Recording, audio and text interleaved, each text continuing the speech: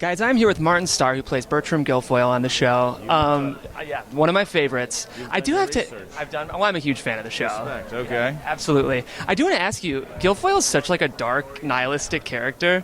Do you feel like you carry any of that with you when you leave set, or are you able to kind of leave it?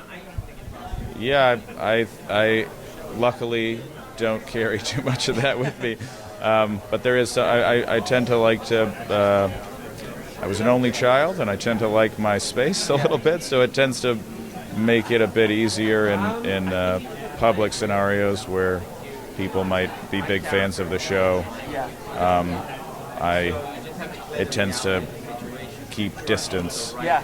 Where people. There's no expectation of this overly friendly, Yeah, I mean, I appreciate, without any pause, I really do appreciate the appreciation that people have for the show and for the character and for the other work that I've done. So I'm, it's just interesting because there's an odd dynamic with the relationship that people have with the idea of fame, and that's a unique thing that I don't feel like I've fully digested in my own life and how to deal with and appreciate as a whole as a dynamic in humanity. Right. But I'm very thankful that I get to do this and that it's that we all work on a show that people like. It's really cool. I've been a part of other things before that I've been as proud of, but this is the first time we've really been supported both by the fans while it's on the air and by the network. Absolutely.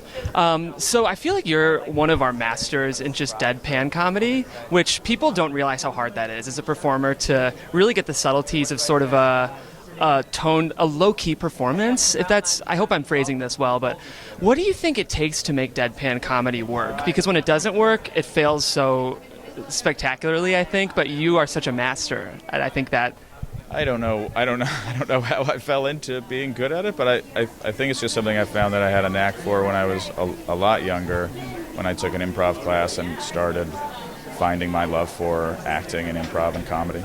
So I just got lucky. I don't know how to tell anyone how to do it, but subtlety is probably the key to deadpan. Great. And anything else we should be looking out for you, Martin? Besides season 5, which drops this Sunday. Yeah. Awesome. Well, we're looking forward to it. What should I be looking out? Where can I find? Well, you know what? So we actually cover Silicon Valley as an after-show podcast every week. We've had Josh Brenner on the show. We've had Suzanne Cryer on the show. We'd love to get you on if you want to come. So it's fun. It's a very conversational, fun, and super fans of the show. So is it like a video recorded situation or it's both? It's actually both. So yeah, we tape in NoHo, and it goes on YouTube and our podcast as well. So I'll reach out to your people and we can make it happen. Yeah, please. I might have gotten an email about it. Is that possible? I think it is possible you got an email about it. So now that you've met me in person, you know I'm not a crazy person. I think my hesitation was not wanting to go on and I don't know. I like to do these kinds of things with pals. Right. So maybe I'll see if I can talk one of these other guys to going on with me. Well, we'd love it. We've had Josh and Suzanne on, and they had a good time. So we can promise you a good experience if you're interested. Well, fair enough.